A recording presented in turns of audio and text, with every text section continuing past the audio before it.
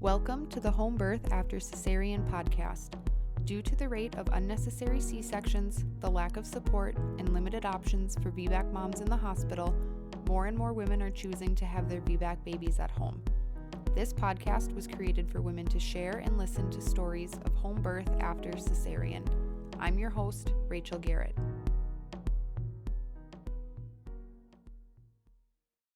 So today we're chatting with Callie, and Callie has 4 kiddos. Her first 3 were C-sections, and then she had an unassisted home birth. So Callie, do you just want to give us a little bit of an introduction to who you are and then just take us to wherever you would like to start? Sure. I am Callie. I am from Northern Colorado. I have 4 kids that I stay at home and unschool. I also work part-time at my chiropractor's office, and I just do assistant work, receptionist there.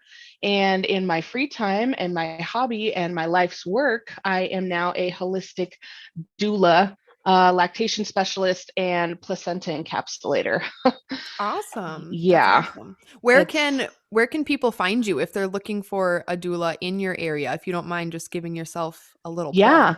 Well, when I started, I kind of wanted to do it as like a living, and then I kind of quickly started realizing that because of my history, it's hard for me to be the doula for everyone. So I ended up kind of acknowledging that I am the doula for the people that feel like they don't have a choice, and the people that need the support that they don't get in today's world. And so I've kind of just let them come into my life naturally. So I did have a business, and it was called Womb Fruit.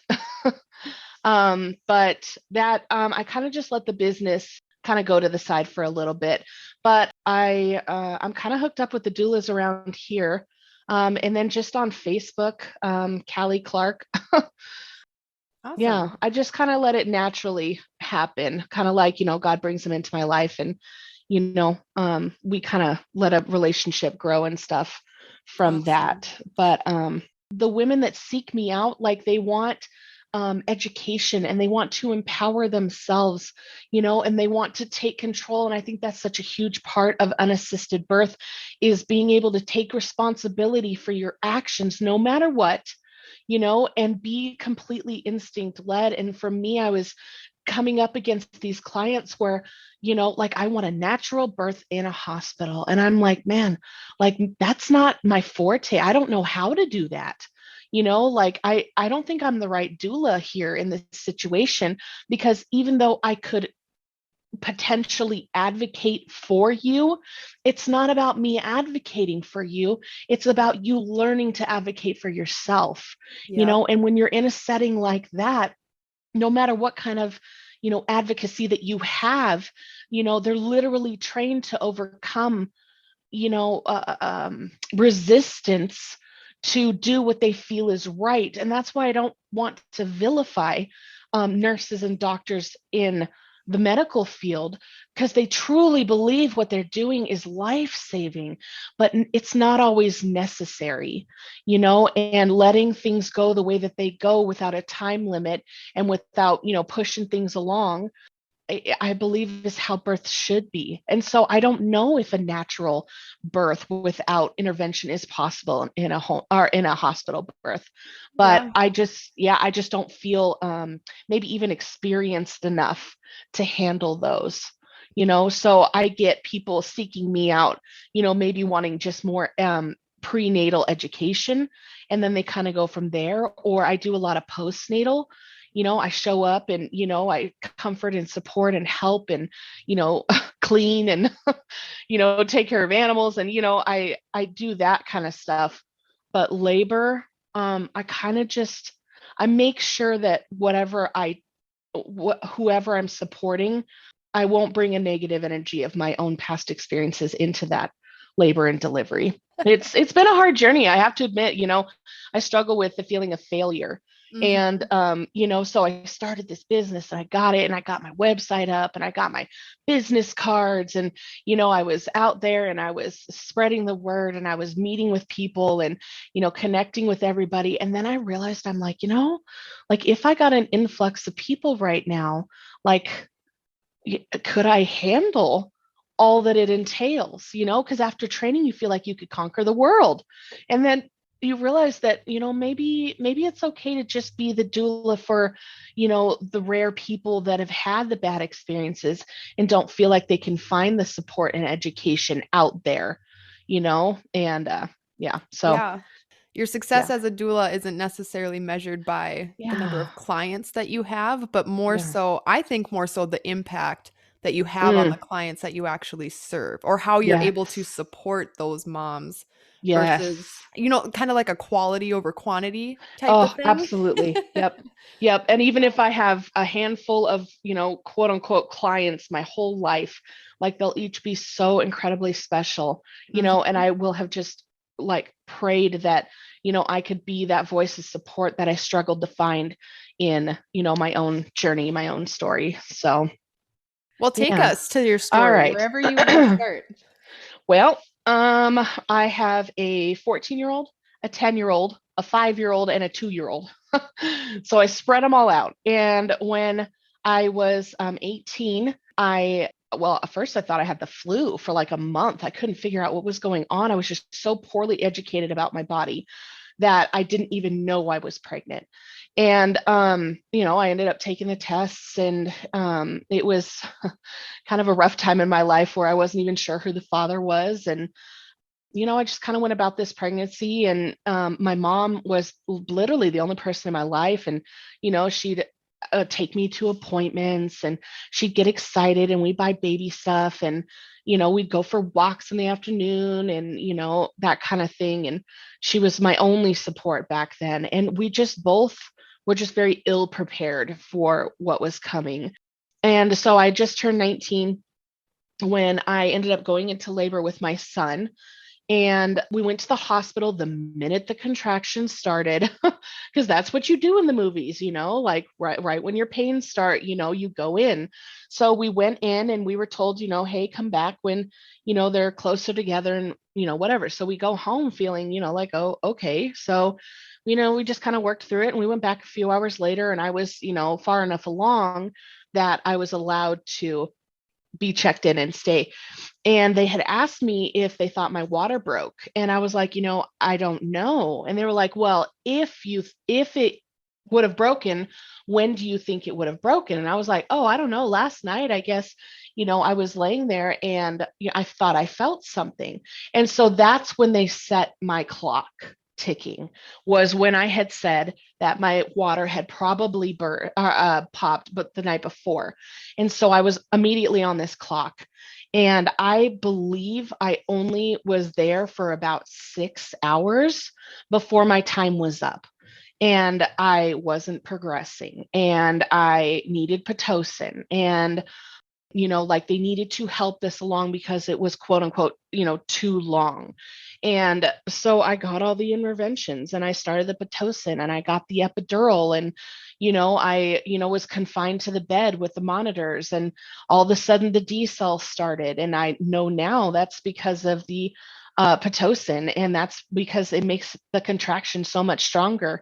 And it's because of the epidural, that also makes the baby sleepy. And they ended up using those things against me to talk me into a C-section. And it didn't seem urgent to me. It just seemed like it's been a long time, you're tired, and baby's not doing well. And then started the, don't you want your baby to be okay? Like you wouldn't want anything to happen to your baby. And of course you don't want anything to happen to your baby. So, okay, like, I guess we'll have the C-section. And I didn't think anything of it. I didn't know, at that point. I was more terrified that I was doing something wrong that would negatively impact, my baby. So I had the C-section and, everything was fine. And they came in and after, an hour of stitching me up, I didn't even get to see him for a while and wheeled me back and, I could barely stay awake. And had the body shakes of the adrenaline and the, epidural. And, I just kind of started thinking, like, was this really necessary? I mean, even at that point, I was like, I just don't know if, that was fine. And anyway, so I struggled with breastfeeding. I struggled with connecting. I didn't feel like I had resources. I was in Cheyenne, Wyoming, and it just didn't seem like they had a lot of, and I don't know if they do now, but they didn't have like the La Leche League up there, and they didn't have sources of information for new mothers. And I just struggled through it all, just feeling like a failure. And fast forward a couple years, I married my husband, and we had gotten pregnant with my first daughter. And she, I mean, from the moment that I was pregnant, started the appointments, and immediately, since I'd had a C-section, it was in my file. And I found out while I was pregnant with my daughter that what they had classified as an emergency C-section for my son, they put in my file as like a requested C-section, which was like super confidence shaking to me, because what they had seemed to be an emergency turned out to be, like, they put in my file that I had wanted it, and I don't know, that was weird for me to process, being pregnant the second time. And immediately with my doctor, they tested for everything, like gestational diabetes and group B strep and all these different things. And as it got farther and farther along, like, I was pretty firm and I wanted to have a VBAC. And there was just no support. It was all kind of pushed to the side. Like, they didn't really want to talk about it. But I remained firm. I mean, even on my Facebook post years later, 10 years later, I could see myself struggling to put up boundaries and to, be firm in my decision. And, I posted, I'm definitely doing a VBAC, this is what I want, and I know this is what's best, and blah, blah, blah. And then, like, a couple weeks later, like, I posted, well, we're ending up doing a scheduled C-section because that's what we believe is best. And all I remember, I don't remember a lot of it, but I remember having I believe it was a 36 or 37 week ultrasound. And from my research now, like, those are way unreliable. And they had projected my baby to be 11 pounds. And they said, the body is not capable of birthing that big of a baby, especially for somebody with a compromised uterus, is what they said to me. And then she ended the conversation with, don't worry, when we go in, I'll give you a tummy tuck. And oh my gosh. yeah, she literally, like, bribed me with a tummy tuck to schedule a C-section. Like, even to this day, I'm like, wow, and like, there's just this way that I was talked to. Maybe I shouldn't generalize what they talk to you, but I was talked to, like, they know best, and they know that, this is going to be a big baby, and they know that it will not, that you will fail. And, so I scheduled the C-section. And she, well, first of all, when she came out, she had a lot of problems breathing. And I was told by another doctor that she was probably almost a month early.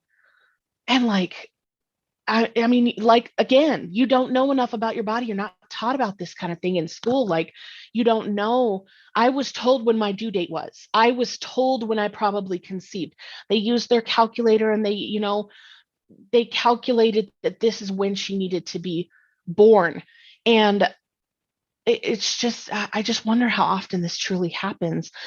She struggled to breathe, and they, had to put oxygen on her and take her back. And, I got my tummy tuck, but I also had to wait extra hours, to see my baby. And I struggled with breastfeeding, and, they had given her the vitamin K shot. And, not to get completely off topic here, but I just realized the potential danger of vaccines as well, because with the Hep B and the vitamin K together, she ended up with severe jaundice and she ended up with seizures. And that was our wake up call for that particular subject, was we needed to do more research, because even though our baby was struggling to breathe, it didn't seem like she should be having these seizures. And they told us it was immature brain activity, the seizures. And they sent us down to Children's Hospital and they drugged her up on all these things. And we were there for a week. It was the most terrifying experience of my life. And like, knowing what I know now, I know that she was probably really early and the vaccines had a role in that. And that's also when we decided to stop vaccinating as well. But anyway, so that was Haley. That was, it was so traumatic, all that after stuff. And the nurses were very unkind, and not supportive, and especially of breastfeeding. I tried to take her out of the Billy blanket to breastfeed her, and they literally said to me and my husband, "Do you want your baby to die?" That's And horrible. I was like, I'm just trying to breastfeed. Like, isn't that what you're supposed to do? And they were like, no, when she's in the blanket, you bottle feed her. And like, anybody that knows anything knows that your baby doesn't need that much in the first couple of days. And yet they were pumping 2 ounces into her.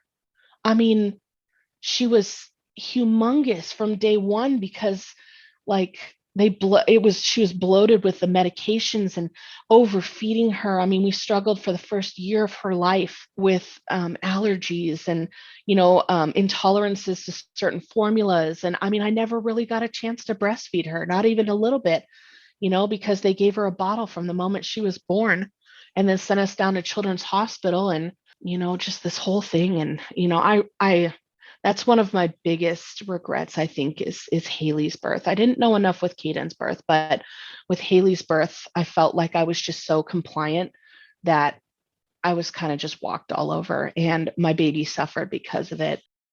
So 5 years later, I ended up pregnant with my third. And at this point, I'd spent the last couple of years knowing that something was wrong. And I did the research, and I spent hours, on podcasts like this, and, like information, and, on the ICANN website. At this point, I was struggling to educate myself. I wanted to know what they were going to say. I wanted to know how I could do better. But at that point, like, I didn't even think about really having a home birth. Like, I wanted a natural hospital birth. So, all of the education, whatever, I spent months. I think I was actually like 5 or 6 months before I finally found a VBAC after 2 C-sections friendly doctor. And I traveled like 45 minutes to get to her, right? And at first, she was amazing. Oh, yes, your body was made to do this, and you can absolutely, and like, so much support, and here's some education, and let's do this together. And as the pregnancy progressed, I started getting, like, she wouldn't really talk about it anymore. And it got to the point where I was so uncomfortable at a appointment with my husband and my children there. I said to her, "Are you still okay with a natural birth, like a VBAC after 2 C-sections?" And she looked me up and down and said, "Because you are so overweight, your fat pads will suffocate your baby in your birth canal. And the minute you walk into that hospital, I will wheel you back for a C-section." Oh And my this came gosh. so completely out of the blue. Now, looking back, she had been testing me for gestational diabetes like every single appointment, and I was overweight, absolutely. But, like, I was being healthy in my pregnancy, and I knew that I was okay, and I didn't realize that I can't remember the exact term for it, but like, they kind of reel you in, and then they find an excuse to talk you out of delivery. A bait and And switch. Bait and yeah, switch is what it bait and is. switch. Thank you so much. She put herself on the ICANN website, and then it took me years, but I finally made sure that I reached out to those people, to her, including, like, I wrote a review and I sent an email to her personally and let her know how traumatic my experience with her was. And I reached out to the ICANN website and let them know that she is not VBAC friendly at all. And like, but like, it took me a long time to get over the trauma of, being abruptly turned on. And then to say something that is not, that is so outlandish in my mind, like, because I had been watching the videos, I knew that like anybody can birth that baby, like your body was made to birth that baby. And just because I'm overweight, to tell me that that's what's going to kill my baby in the birth canal, like I mean, it hurt obviously, but it was just so ridiculous, even in that moment, that I was like, and we're never coming back here. I hope you realize that. Like, I will never, like we are not continuing this relationship at all. And I fired her. But so then here I was, and I'd been planning all this, and now I was doctorless, and now I was hospitalless because I didn't know which hospital she was going to be at. So we'd have to travel to a brand new hospital that I hadn't done research on to have this baby. And it was in that moment, and I was about probably 8 months pregnant. I was so close to the end, that I realized that I don't think that that is a safe place for me, is to have my baby in this hospital. I don't believe that my baby would be safe, and I don't believe that I would be safe. I thought that I was being listened to, and I thought that I was being heard, but I was just being, baited. And so that's when I was like, okay, like, switch, let's go to home birth. And I'll see if I can find a midwife. And, and I ended up not finding anybody that was like, that would even touch me with a 10-foot pole. But so in the last 2 or 3 weeks of my third pregnancy, I went to trying to empower myself amidst all of my fear and betrayal, to have this home birth. And that's the mindset that I went into. So even though I said I was fine, and even though I had all the education and everything, I truly hadn't empowered myself to trust in my body, which is why ultimately with my third, I ended up laboring for 2 days. And as a doula, I know that fear can stall labor now, and I was just so fearful. I thought that having, the perfect birth pool would help me out. And I thought that ordering a, little birth kit with all the stuff would make me feel better. And so like we went out and spent all the money to get all the stuff to try and make myself feel better. But when it came down to it, after laboring for so long in my brand new birth pool, the fear overwhelmed me. And I recognize that now is probably I was really close to transition. But at one point, I was like, there's something wrong, and I have to go in, and they have to tell me that this is okay or not okay. Like, I need somebody to tell me that my baby's okay. And so probably in the middle of transition, we drove, almost 45 minutes to an hour away to go to a hospital where I had said to them at first, I really would just love some pain management. Like, I'm exhausted, and I'm in pain, and, I just need help. That was it's all they needed, really. I got hooked up to an epidural, and all of a sudden the heart decells, and baby's not handling, and baby's stressed, and, all this stuff. And, I found myself in my third C-section room. And I think that was hard for me in a lot of different ways, because I knew that I could do it, but in the moment I didn't trust myself to do it. And therefore I failed. And it was a hard blow for me. And I went into a pretty dark depression after that for a little bit. And at some point, I just had to forgive myself for my ignorance. And I had to forgive myself for being afraid. And I just had to let it go. And, and by the way, she was 10 pounds, 4 ounces. And the doctors were like, oh my goodness, it's so good you had a C-section, because, there's no way she could have come out, and she would have gotten stuck, and she probably would have died. And, like all this stuff afterwards, along with that, at least you have a happy baby, like that whole pitch, like, discount your feelings, and at least you have a healthy baby. They were also like, she was so big that, it wouldn't have happened anyways. And like, I was done. after that. Like, I was like, I don't want any more kids. I've tried so hard. And anyway, so after all that healing and forgiveness, and, I bonded with her, more. I think it was because I was in labor for so long. Like, I felt my instincts in that moment. And even though I let the fear get to me, like, that was my little pinprick of hope, was I had just bonded to her in this labor, intervention free labor.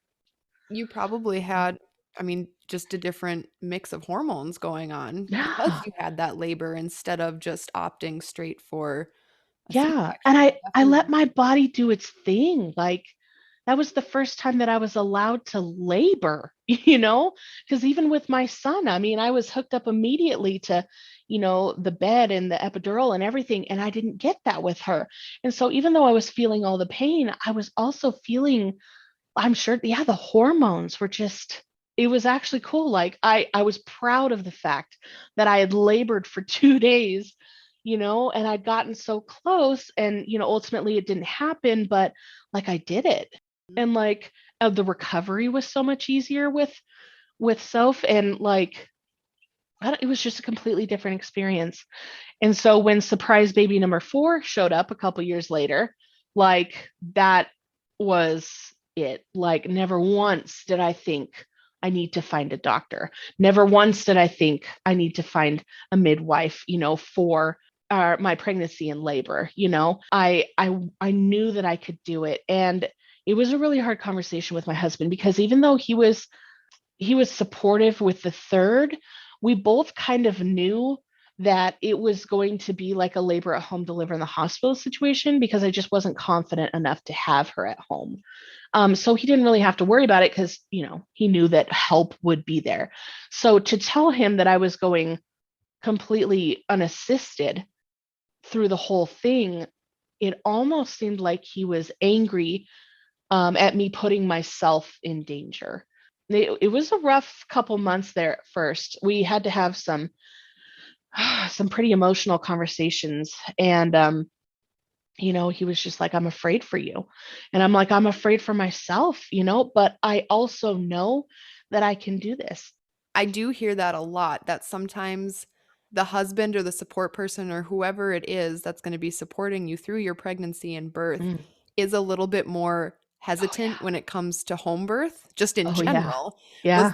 was there anything like in particular that helped you guys work through that, just for anyone who might be in that same position? Oh yeah, absolutely. So, like, we had Sophie's birth, and, like, he had watched me labor and progress. And, even though I ended up with a C-section, like, there was still this, like, almost like we had proved to ourselves that I could do it, because I literally had a doctor with my son tell me that my body just wasn't made for labor and delivery. Like, they didn't outright say it, but they insinuated that my body was broken. Like, there was something wrong with me, my hips wouldn't spread, and I wouldn't dilate, and I would never progress. And so, and that was happening. And so it was just so neat to know that finally. And so we ended up having, first of all, we had to unpack some emotional stuff with each other. Like, for instance, like, there was just a lot of tears. Like, I'm scared for you, yes, but this is a natural thing that happens every day. This is literally what my body was made to do. And then he's like, but what if something goes wrong? And I'm like, but I will trust myself to know if something is wrong. Like, I felt those instincts through the hormones, and, through the labor, and I know that I have them, and I'm starting to trust myself. And this is where education doesn't really serve you sometimes, and empowerment comes in, because then I had to truly believe that I could do this, and that I would know when something is wrong, and that, I took responsibility for my choice, and no matter what that meant, for my sake and my baby's sake, like I was taking full responsibility, over our lives. And that was scary for me because it's so easy to sit back and go, well, the doctors got it wrong. And I ended up with C-section and they're to blame. But when you make a decision to free birth and not have anybody present and unassisted, like you're taking that responsibility on. And there may be some people that may say to me, well, this wouldn't have happened if you would have been in the hospital. Well, you know what though? Like that's where I felt safest, and that's where I knew that my baby would be safest. And that's where it should be, like a biological natural process happening without, so much just extra stuff. And I actually was on, and I can't remember the exact website, but it was one of my unassisted home birth support groups on Facebook.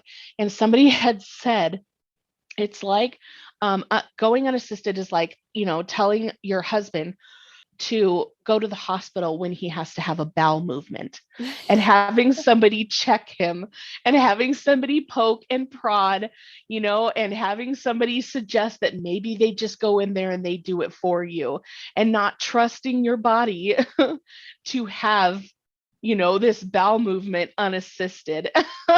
And it was kind of eye-opening for both of us because we're like, is it just that simple? Is it that simple to just trust that your body knows what it's doing and it can do it the same, as the only thing relatable to a man is, a bowel movement. And we just kind of sat with that for a little bit. And then that's when he started the research. And up to this point, he'd been very, go with the flow, whatever you want, like I'm going to have my opinions and my fear, but, ultimately this is up to you. And I think this is where he finally was like, is it, like, can it literally just be this simple? I saw a very similar post, just jumping back to the bowel movement thing. Just the other day, I saw a post that said, having a baby and having a bowel movement are both natural biological functions that your body knows how to do that sometimes requires additional medical support, but not always. So that's and funny not that you mentioned typically. that.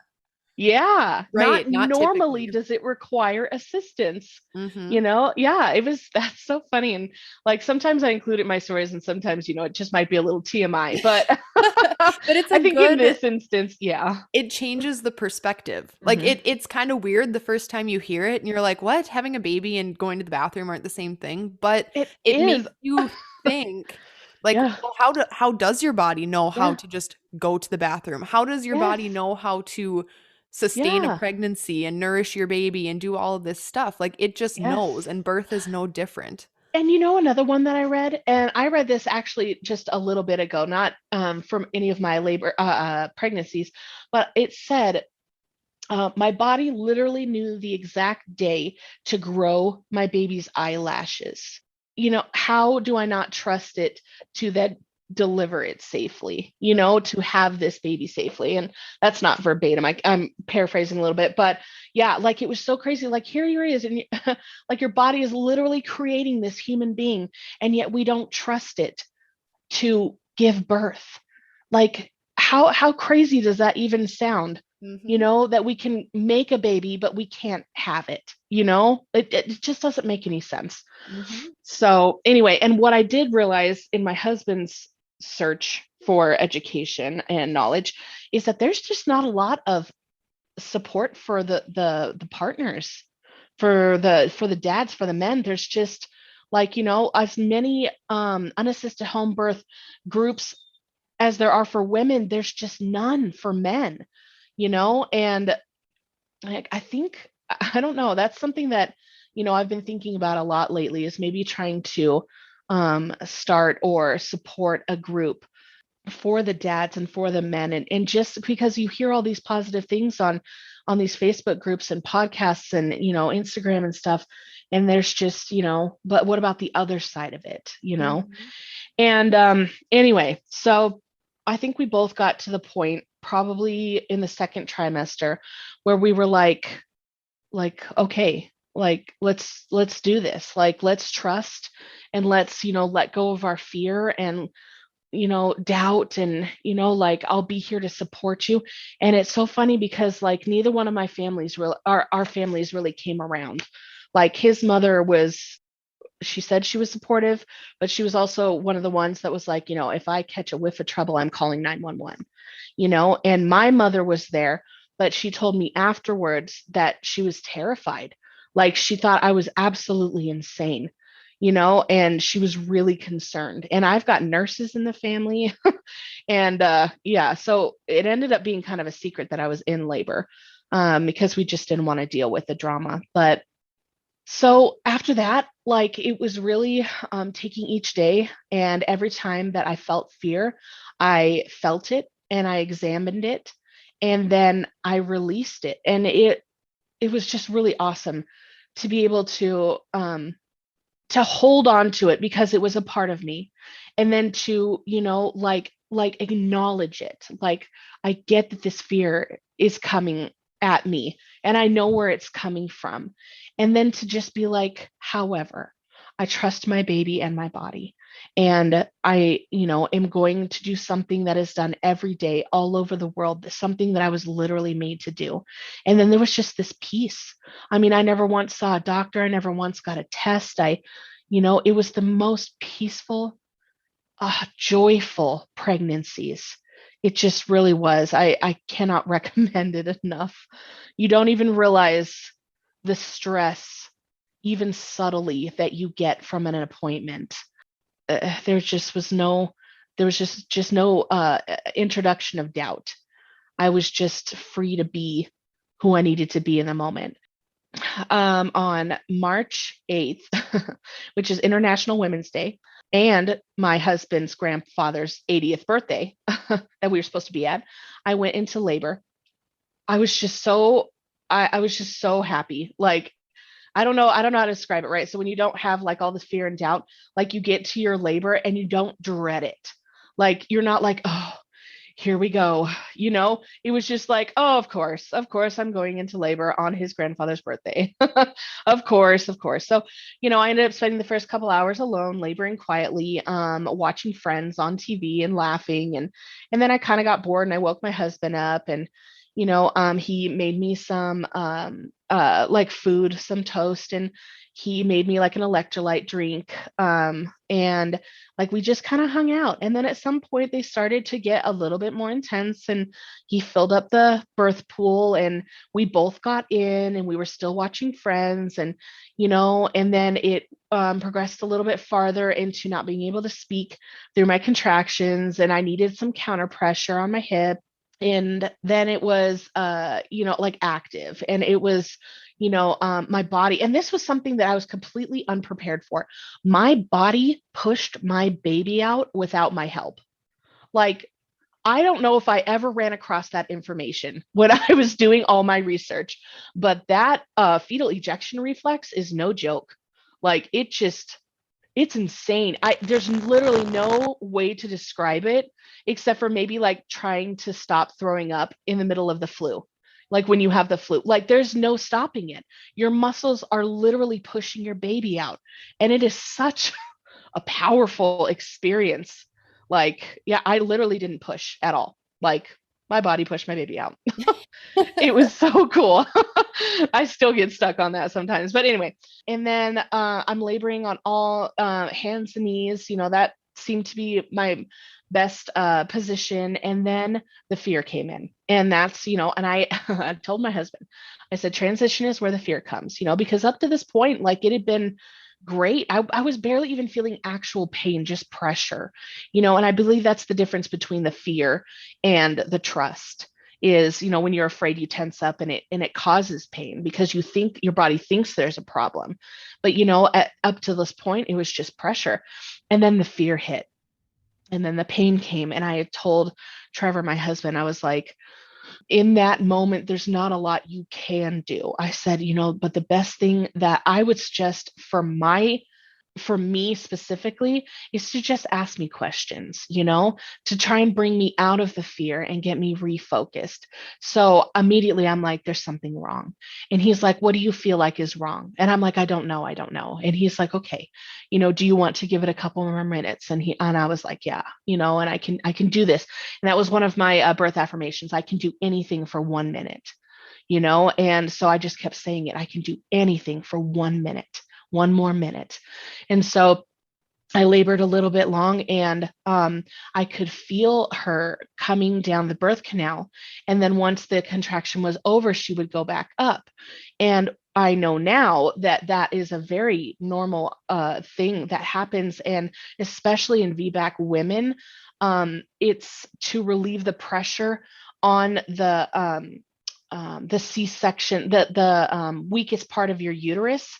So it doesn't, like, I read this whole study about how like your body recognizes like scars and healing, and and it doesn't allow for your baby to, it helps you to give birth without putting too much pressure on the weak part of your uterus. And also, that helps with the stretching. But in my mind, I keep going to what I was thinking, is I was thinking that the cord was wrapped around her neck and she was, like stuck up there. Like, I think that's what eventually I was like, I had given up, and I was like, okay, I can't do this, and like, it was the transition. And the minute that I stood up, and my husband, he was actually like helping me change positions. I stood up, he helped me stand up, and I stood there for a minute, and literally all it took was just gravity. She was already there, and all the work had already happened. The muscles had worked, my cervix open and the baby down and into perfect position. And I just didn't know that that's what had been happening. And she literally just popped right out. And it was really cool, because my mom ended up catching her, and my husband and I were, like, he was holding me, and it was a really neat moment for that to actually happen, like the way that it should happen. And it was almost shocking to me a little bit to be like, wow, like you don't understand it when you read about it, but to go through it, you're like, like, you understand like what everything up to that point was for. And anyway, so it was really cool. Oh, because she had 2 true knots in her cord, and like, she was fine and healthy. She was 9.5 pounds. She she was so healthy. She like pinked up immediately, and I mean, her placenta came out within an hour, and it was a big old placenta. And and her cord was like 3 feet long. It's so funny, all the stuff that like you remember, right? So like, I don't remember really holding her, and I don't really remember, like, I remember looking at her, but I was, kind of just in that shock for a minute. But man, I remember what the cord looked like. I remember what the placenta looked like. And just these small details that kind of stick out in your mind. And what I had done was hire a midwife for my family mostly, to come check on us afterwards, because that was our bargain, really, was, I wanted to be unassisted during pregnancy and delivery, but they insisted on having somebody come and check on us afterwards. And I really wish I wouldn't have done that, because it was very much a, make sure your baby is gaining this a day, and make sure to stay skin to skin. And like, it was just a lot of rules and instructions that I hadn't had, and I was being instinct led. And then to have somebody come in and override my instincts and tell me what to do, it threw me off and introduced a little bit of negativity. And I just know that going through that, I don't think I ever would have. I don't think I'll ever. I definitely know that I'll never do that again if the situation arises, because you either trust yourself or you don't, and having somebody come in and tell you what to do goes against everything that you've been feeling for so long. Yeah, it brought a lot of doubt back into that, and it took me a while to get over that. But How long after birth did the midwife come? She had I'm trying to remember the exact, there's a specific amount of hours, so that way she's not liable for the birth. I believe it was 6 hours. after the birth. And this is just this specific midwife. On when I talked to her about that, she said, like I can't be there for the labor or the delivery, like I have to come as soon as baby's done. And I mean, I'm sure it's, if anything goes wrong, then she's still not held liable. So as long 6 hours, I think it was, so that everybody knew the baby was okay. And then she could come in and, kind of do things. But yeah, so we called her afterwards and she came the next morning. Oh, and my labor was only 10 hours long for my birth after 3 C-sections, like especially after laboring for 2 days with my third. It was kind of quick. It was nice. I don't know. It was kind of surprising that I didn't labor longer, but How much of that were you feeling that fetal ejection reflex for, having your body push for? probably about 2 hours. And it started off as just little pushes, probably to get baby into position. And at the end, probably for an hour, is when the huge, I mean, like get the baby out pushes were there. And at the very end, because when I stood up, her head popped out, and that's when I kneeled, like I hit the ground to make sure she didn't hit the ground. And the last push was the body, and I didn't really even realize that I was doing it, but I had pushed really hard with the contraction with the fetal ejection reflex, and I did end up tearing a little bit. And I know if I would have just let my body do it, I don't believe I would have torn. It was just like a moment of panic, or maybe even surprise, like whoa. And I just Here started she pushing. is. Yeah. And then for the placenta, I know you mentioned that. Did you say it was about an hour until Mm. that came out? Yeah, we left her attached the whole time for about an hour. And then I had been having the afterbirth pains, and they just kind of like stopped after a while. And I realized that the placenta had detached. And so I got up to try and go to the bathroom to pee so that I could get my placenta out. And when I stood up to get out of bed, is when the placenta just came right out. I didn't really even have to do anything. And then let's see, after that, I was feeling a little lightheaded and a little dizzy. And I took a shower because we had cut the cord after the placenta came out. And I ended up taking a tincture that I had on hand, and it really helped clear my head a little bit and make me a little bit more calm.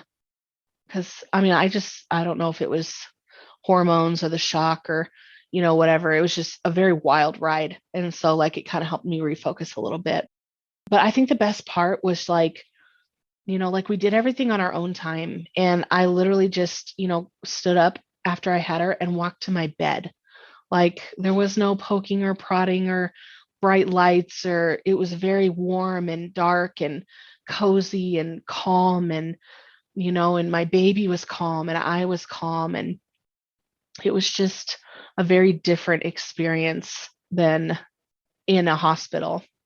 And Um, especially in an OR, having a C-section, and you have the bright lights, and there's like hmm 20 people in there, and your baby Oh doesn't yeah. come straight to you. And so No. to get to walk Yeah. straight to your bed and just snuggle up with your baby Yeah, it is was pretty so perfect. weird. I mean, even all, gooped up as we were, like it was just so cool to just feel safe, like to get into like my safe area and bring my baby with me, and, bring her to my chest and just hold her and like cover her up. And I don't know, it was just such a beautiful, calm, moment afterwards. And I got hours, I wasn't interrupted, not even once. I mean, my husband just crawled into bed with us, and, our other kids came in and met the baby. And it was just such a beautiful bonding moment. Like, I don't think it's something that you could replicate in a medical setting. After that first day or two after the birth, how did the rest of the postpartum time go? I struggled for a little bit, and that was the midwife came. I think she came 2 days in a row, and then a week after. and then another week after that. And I don't really know why I like let her come that much. It wasn't necessary. But so every time she came, she, weighed the baby and, talked about, I mean, just all the stuff that I like knew, but in a way that was like, it was like I didn't know, like, or like I wouldn't have known, like make sure the baby doesn't lose more than a pound after birth, and your milk needs to be coming in, 2 days afterwards. And if that's not, and make sure that, the hind milk and the fore milk and gassy baby. And like, it was too much information, too much instruction, especially since I wasn't struggling with it at the time.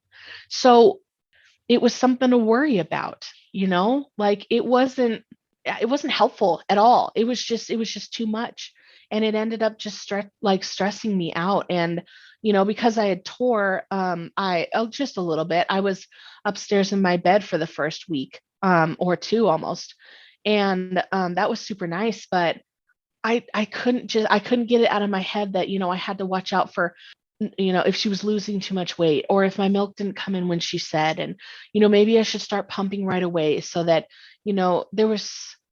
it's funny, as much as I trusted my body with the pregnancy and delivery, I didn't trust my body to breastfeed. And then all of a sudden it was, well, let's try this supplement to get more milk. And let's try, this one to, get your milk to come in faster. And, why don't you, hand express? And, it was so much. And I really did struggle with breastfeeding. I got about 9 months though, and ended up having to supplement after a few months. But like I just did everything that I could to make sure that, she got as much as I could give her for as long as I could give her. I struggled with, the feelings of failure and, how could I birth my baby and then I couldn't feed my baby. And it's just this vicious cycle of self-doubt that inherently as a person I struggle with. Well, and there's a lot of companies and organizations and places out there that kind of put that doubt out there because they Mm. profit off of that too. So I Oh, think that's something absolutely. to remember and keep in mind is it's not always us that fails, but it's almost more we're sabotaged by Mm, all of these different things. Because yes. kind of what you were saying, like next time, if there's a next time, you Yeah. wouldn't have the midwife come and No. instill all these doubts. If we Mm-hmm.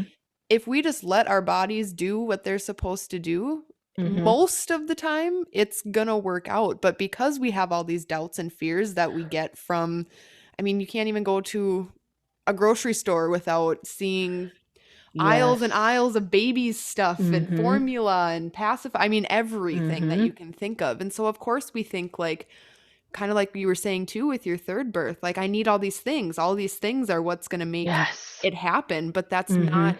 that's not true in birth and that's not true in motherhood either, I don't think. We don't No. need all these extra things. We Nope. know how to take care of our babies if we're able to really tune into that, but we don't Yes. live in a culture that allows us to tune into that. No, I mean, think about baby showers, I mean, like, what do you get in baby showers? You get, pacifiers, and you get, all these things that are just completely unnecessary. I mean, do babies really even need clothes for the first month? I mean, Mhm. they're literally on you 24/7, like you're breastfeeding and you're bonding, and, like, I was just kind of thinking, like, here I was, this like postpartum, like I was dealing with my stuff, but I was still in the moment bonding and just this hormonal glow, and then the midwife comes in, and it's almost like when, you're in the hospital and you're finally starting to get some rest, and then a nurse comes in and has to poke you or, wake you up, or, like I was almost torn out of this, hormonal bubble of happiness and into like, think about this and don't forget to do that. And, it was hard to get back into the moment after being taken out of this moment. I mean, like, and like I said, like if there was a medical need, like we would have dealt with it. But like if there's not, like it was an unnecessary intervention, is what hiring that midwife was. I can't even believe I did it, honestly. That's compromising for, to make people happy. And like, it's not about other people. Mm-hmm. I just, yeah, it just wasn't necessary. Is there anything else you can think of that you want to add, maybe for women who are just kind of weighing their options and trying to decide how they would want to move forward in a pregnancy and birth, or just anything that you've learned over your own journey? I know that my own journey, it was so rocky, but it was necessary. Everything that I went through was exactly what needed to happen to get me to where I needed to be, to do what I needed to do, And I know that I just witnessed a very inspirational birth, with my 22-year-old cousin, who was 100% unafraid the whole pregnancy. She didn't see a doctor. She didn't, go to any appointments. She trusted her body, and, she read the signs. If she was craving this, this is probably what she was, needed more of, minerals and food. And I mean, it was all instinct led. And there was no pain in her labor at all. I mean, it was less than 12 hours with her first baby. She crowned for 2 of those hours. She didn't do anything than a gentle grunt. I mean, she was just so focused and calm and just sure of herself. It was such like a contrast to see so many people's first pregnancies and deliveries, and watch them struggle with the fear, as opposed to, somebody who didn't go in at all and trusted from day one. And I'm sure she had her fear and doubts, we all do as human beings, but, like, she just like left them, like acknowledged them, and then like released them. And like, it was the most incredible birth I've ever seen. And I guess, if I don't even know what to recommend. I mean, like, acknowledge your fear and release it. And, education is important, but empowerment is key. You have to believe in yourself, and you have to believe in your body and what it was made to do. And, believe that you have the instincts necessary. And I know that everybody's experience is going to be different, but I just know that birth is such an incredible thing, and it's so powerful and wild and just amazing. Thank you for sharing all Hmm. of your stories. It was awesome to hear just the mental side of things, and that empowerment versus education thing, I think, is huge, because Yeah. we do I mean, there's a lot of birth education courses, and there's a lot of information Mm. out there. I mean, you can go online and find information about just about anything these Yeah. days, but if you don't do that mental work and really find that empowerment and that power within yourself, Yes. there's still I this is just my opinion, but there's still going to be a struggle somewhere along the line if you're not Oh yeah. truly believing what you're filling your mind with. And despite Mhm. the education and empowerment, like for me, I just expected to get to this place of constant peace, and yet I was still struggling with fear, and like, it's okay to do that. Like, I don't know if there's somebody that like never experiences fear, but like, it's okay to be afraid. I don't know, like, that was pretty important for me too, like, I would get so frustrated at myself. Didn't I just deal with this? Didn't I just deal with this fear? And then I was like, no, like, just let yourself go through it, because you don't need to keep that fear, and the fear is natural, especially, I mean, like, it's just a natural thing. But like, you can release it, and you can get back to, your peace. Like, Mhm. it's okay to doubt, and it's okay to fear. Yeah, Just I think that's a cut. good point, that it's more of a constant process rather than Yes. like you reach this level of, okay, now I can do this. Because that Hmm. fear is still going to creep in. But you're right, Yeah. you have to work through it, and there's a reason that if it's a continuous fear that keeps coming up, there's Hmm. probably a reason why it keeps coming up. So you Yeah. really need to address that and work through it to be able to Yeah. move forward. And part of trusting yourself, yeah, is like realizing that maybe, yeah, maybe that's something more to look at, like, your body and your brain is all about survival, and so like if it's bringing something to your attention over and over again, there's probably still something there that you need to examine or deal with, or Well, thank you again. It was so nice chatting with you. Yes. I appreciate you sharing all of your stories with us. Yes, thank you for inviting me to do this. Thank you for listening to another episode of the Home Birth After Cesarean podcast. Make sure to subscribe, leave a rating, and follow us on Facebook and Instagram. If you're interested in sharing your home birth after cesarean story, send us an email at hbacpodcast@gmail.com. See you next week.